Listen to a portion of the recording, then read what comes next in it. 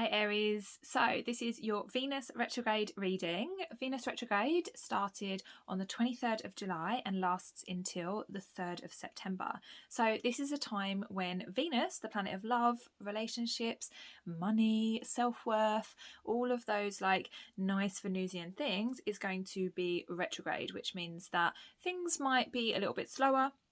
We might have quite a lot of lessons to learn. We might have some challenges in the romance department, but ultimately this is going to be a time when we are feeling a little bit introverted, when we are working on our relationship patterns, when we are working on our self-worth, when we are working on our money patterns, you know, all of those things that make us really value ourselves. So this is going to be in Leo.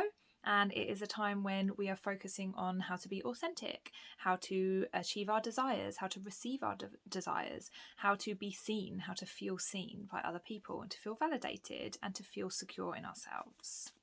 So let's see what your cards for Venus retrograde say.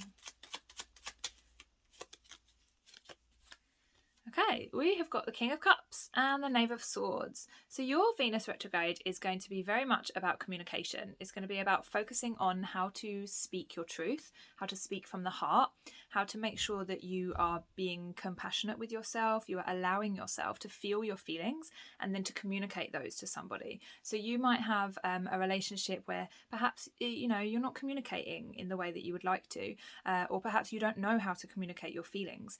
This is just going to be a time where you are actually really like sitting with yourself at times and really listening to your own feelings, because if you're not listening to your own feelings, then it's very hard to communicate them. So during Venus retrograde, try and spend a little bit of time just with yourself and figuring out how you feel, asking yourself questions, asking yourself, you know, am I happy about this? How can I improve this? How do I feel about this particular person's actions? How do I feel about the way that I'm treating myself? How do I feel about my self-care? Am I taking good care of myself?